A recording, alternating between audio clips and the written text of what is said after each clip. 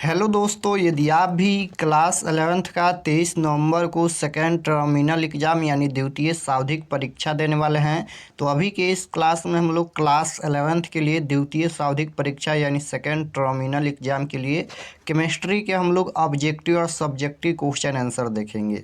तो आप लोग इस क्लास को पूरा वॉच कीजिएगा। इसका ऑब्जेक्टिव और सब्जेक्टिव दोनों इसी क्लास में हम बताएंगे, तो आप लोग क्लास में अंत तक बने रहिएगा।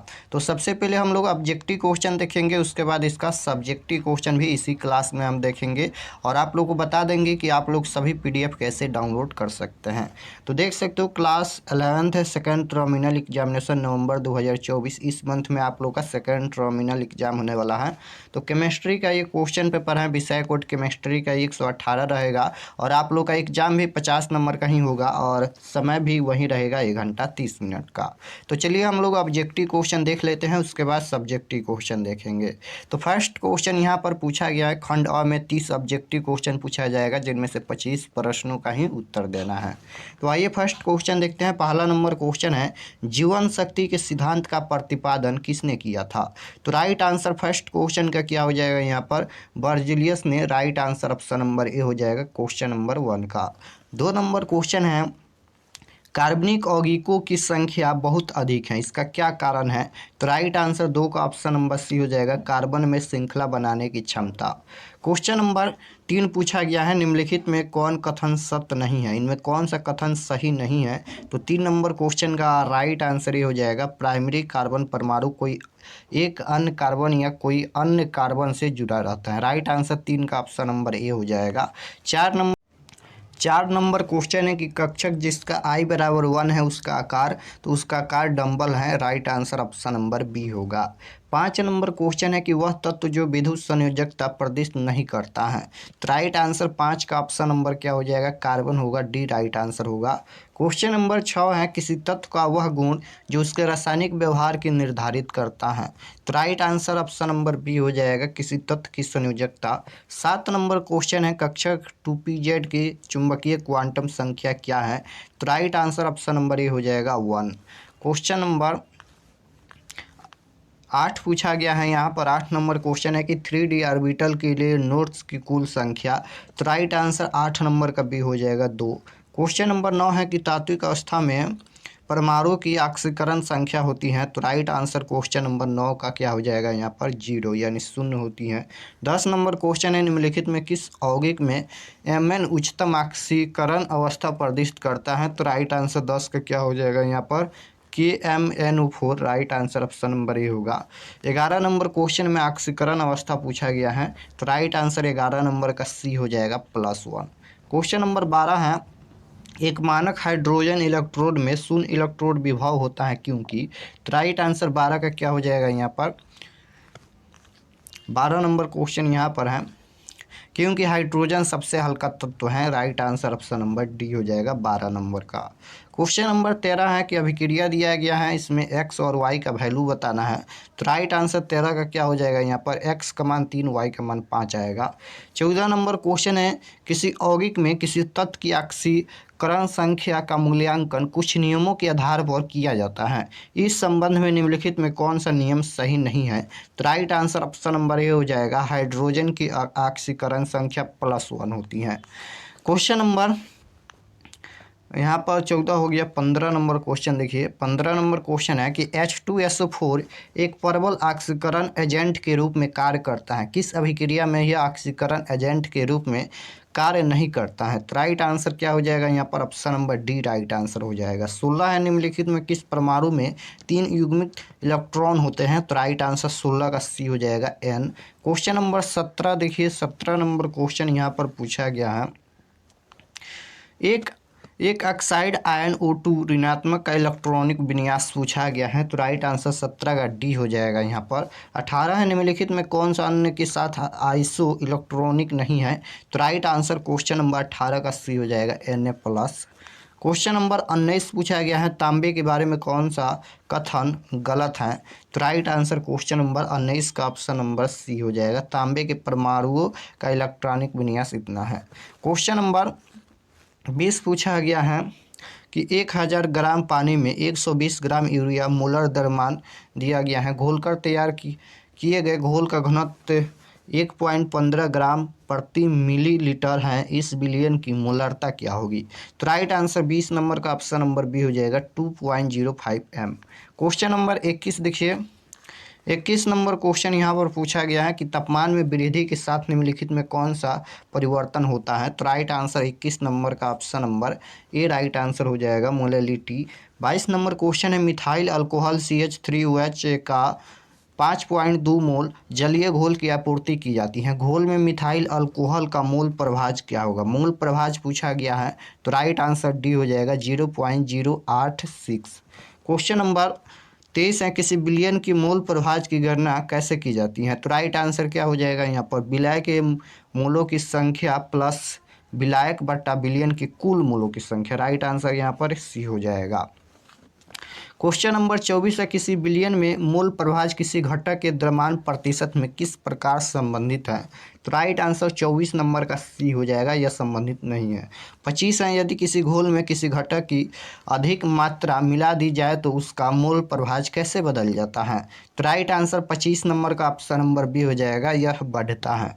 26 है किसी एक यौगिक का मूलानुपाती सूत्र और आणविक द्रव्यमान क्रमशः CH2O और 180 ग्राम है, यौगिक का आणविक सूत्र क्या होगा? तो राइट आंसर 26 नंबर का सी हो जाएगा, C6H12O6। क्वेश्चन नंबर 27 पूछा गया है एक क्षारीय माध्यम में Kl के I मोल द्वारा अवकृत किए गए KMnO4 के मोलों की संख्या पूछा गया है, तो राइट आंसर सी हो जाएगा 2। 28 है निम्नलिखित में किसमें अणुओं की संख्या अधिकतम है? तो राइट आंसर 28 का ही हो जाएगा 2 ग्राम। 29 देखिए 70 डिग्री संतृप्त HNO3 की मात्रा जिसका उपयोग 250 ml 2MnHO3 तैयार करने के लिए किया जाना चाहिए। तो राइट आंसर क्वेश्चन नंबर 29 का डी राइट आंसर हो जाएगा 90 ग्राम सांद्र HNO3। 30 नंबर क्वेश्चन है आवर्त सारणी का 9वां तत्व है, तो right answer option number A हो जाएगा दूसरी आवर्त में। तो यहाँ पर हम लोग 30 ऑब्जेक्टिव क्वेश्चन देखे हैं जिनमें से आपके एग्जाम में 25 प्रश्नों का ही उत्तर देना है। तो अगर आप लोग चैनल पर नए होंगे तो चैनल को जरूर सब्सक्राइब कर लीजिएगा ताकि आने वाले नेक्स्ट क्लास आपके पास जरूर पहुँचे। चलिए हम लोग सब्जेक्टिव क्वेश्चन भी इसी क्लास में देख लेते हैं। तो यहाँ पर खंड ब मिलेगा जिसमें लघु उत्तरीय प्रश्न और दीर्घ उत्तरीय प्रश्न मिलेगा सेक्शन बी में। तो सबसे पहले लघु उत्तरीय प्रश्न पूछा गया है शॉर्ट आंसर टाइप क्वेश्चन। प्रश्न संख्या 1 से 10 तक लघु उत्तरीय प्रश्न है, किन्हीं 5 प्रश्नों के उत्तर देना है, प्रत्येक के लिए 2 अंक निर्धारित हैं। तो क्वेश्चन नंबर 1 देखिए, इसका आंसर हम बताएंगे। क्वेश्चन नंबर 1 पूछा गया है मोल को परिभाषित करें। 2 नंबर क्वेश्चन है गैसीय आयतन का नियम क्या है। 3 नंबर क्वेश्चन है घोल की मोलैलिटी से आप क्या समझते हैं। 4 नंबर क्वेश्चन है कि डी ब्रॉगली अवधारणा लिखिए। उसके बाद परमाणु क्रमांक दिया गया है वाले तत्व का इलेक्ट्रॉनिक विन्यास निकालिए। उसके बाद है 6 नंबर कि आक्सीकारक और अपचायक एजेंटों के दो उदाहरण दीजिए। उसके बाद है यहाँ पर मेसो यौगिक का एक उदाहरण दीजिए। उसके बाद निम्नलिखित यौगिक में ज्यामितीय आइसोसम की कुल संख्या की गणना कीजिए। उसके बाद 9 नंबर क्वेश्चन है कि चुंबकीय क्वांटम संख्या समझाए। उसके बाद यहाँ पर इसका मान ज्ञात करना है। तो 10 क्वेश्चन लघु उत्तरीय प्रश्न में पूछा जाएगा जिनमें से 5 प्रश्नों के उत्तर देना है। उसके बाद दीर्घ उत्तरीय प्रश्न पूछा जाएगा लॉन्ग आंसर टाइप क्वेश्चन 11 से 15 तक, जिनमें से किन्हीं 3 प्रश्नों के उत्तर देना है। तो देखिए यहाँ पर दीर्घ उत्तरीय प्रश्न पूछा गया है। 11 नंबर क्वेश्चन है कि रदरफोर्ड के परमाणु मॉडल की व्याख्या करें। 12 नंबर है बोर के मॉडल का उपयोग करके हाइड्रोजन परमाणु के लिए NV कक्षा की त्रिज्या के लिए एक व्यंजक खोजे। 13 नंबर क्वेश्चन है कि अफवाऊ का सिद्धांत क्या है। 14 है किसी विलयन की मोलरता और मोललता के बीच अंतर लिखे। और 15 नंबर क्वेश्चन है कि आर्टिकल आइसोमर और आर्टिकल एक्टिविटी को परिभाषित कीजिए। तो इस तरह से क्वेश्चन पूछा गया है यहाँ पर 1 से लेकर 15 तक, जिनमें से लघु उत्तरीय प्रश्न 10 पूछा गया है जिनमें से 5 का आंसर देना है। उसके बाद दीर्घ उत्तरीय प्रश्न यहाँ पर 5 पूछा गया है जिनमें से 3 प्रश्नों का उत्तर देना है। तो चलिए हम इसका आंसर बता देते हैं। तो यहाँ पर देखिए लघु उत्तरीय प्रश्न का आंसर दिया गया है। क्वेश्चन नंबर 1 का आंसर है, क्वेश्चन नंबर 1 का आंसर यहाँ पर आपको लिखना है। पूछा गया था मोल को परिभाषित करें। तो क्वेश्चन नंबर 1 का आंसर लिखना है कि एक मोल होता है जैसे 1 दर्जन जिसमें दोनों ही विशुद्ध संख्याएं हैं, जिसमें कोई भी इकाई नहीं है। यह किसी भी प्रकार के मूलभूत पदार्थ की व्याख्या कर सकता है। पदार्थ जो परमाणु से बना हो। मोल का प्रयोग केवल आणविक, परमाणुक और अंतर आणविक कणों के मापन तक ही सीमित है। तो क्वेश्चन नंबर 1 का आंसर यहाँ तक लिखना है। उसके बाद 2 नंबर क्वेश्चन पूछा गया था, गैसीय आयतन का नियम क्या है, तो इसका आंसर लिखना है। नियम कहता है कि जब भी गैसें एक साथ क्रिया करती हैं तो वे ऐसे आयतन के संयोजन में करती हैं जिसमें एक दूसरे के लिए एक सरल पूर्ण संख्या अनुपात और उत्पादों के साथ भी होते हैं यदि वे गैसीय रूप में होते हैं। उसके बाद 3 नंबर क्वेश्चन का आंसर लिखा गया है, पूछा गया था घोल की मोललिटी से आप क्या समझते हैं, तो इसका आंसर यहाँ तक लिखना है। मोललिटी को 1 किलोग्राम विलायक में निहित विलय के कुल मोल के रूप में परिभाषित किया जाता है। मोललिटी को मोलल सांद्रण के रूप में भी जाना जाता है। यह किसी घोल में विलय की सांद्रता का माप है। उसके बाद 4 नंबर क्वेश्चन का आंसर लिखना है, यहाँ तक देख सकते हो। उसके बाद 6 नंबर का आंसर लिखना है, पूछा गया था 6 नंबर की आक्सीकारक और अपचायक एजेंटों के दो उदाहरण लिखिए। तो इसका आंसर लिखना है यहाँ पर, पदार्थ को अपचयित करते हैं उन्हें अपचायक कहते हैं। वे पदार्थ जिनका अपचयन होता है तथा इलेक्ट्रॉन ग्रहण कर एक दूसरे पदार्थ को ऑक्सीकृत करते हैं उन्हें ऑक्सीकारक कहते हैं। अतः अपचायक इलेक्ट्रॉन दाता तथा ऑक्सीकारक इलेक्ट्रॉन ग्राही होता है। तो इसका आंसर यहाँ तक लिखना है। तो 5 प्रश्नों का ही उत्तर देना है लघु उत्तरीय प्रश्न में। उसके बाद दीर्घ उत्तरीय प्रश्न का आंसर यहाँ पर लिखा गया है। क्वेश्चन नंबर 11 पूछा गया था, देख सकते हो, रदरफोर्ड के परमाणु मॉडल की व्याख्या करें, तो इसका आंसर यहाँ तक लिखना है कि रदरफोर्ड ने गणना करके दिखाया कि नाभिक का आयतन परमाणु के कुल आयतन की तुलना में नगण्य।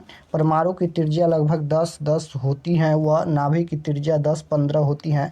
परमाणु का धनावेश व द्रव्यमान एक अति अल्प क्षेत्र में केंद्रित होता है। रदरफोर्ड ने इसे नाभिक कहा। तो इसका आंसर यहाँ तक लिखना है।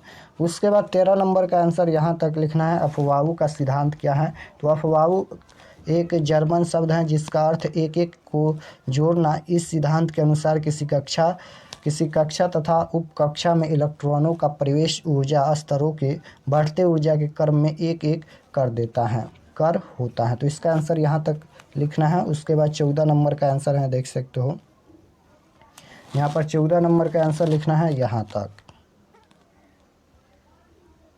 14 नंबर का आंसर लिखना है, पूछा गया था क्वेश्चन नंबर 14, किसी विलयन की मोलरता और मोललता के बीच अंतर लिखे, तो इसका आंसर लिखना है।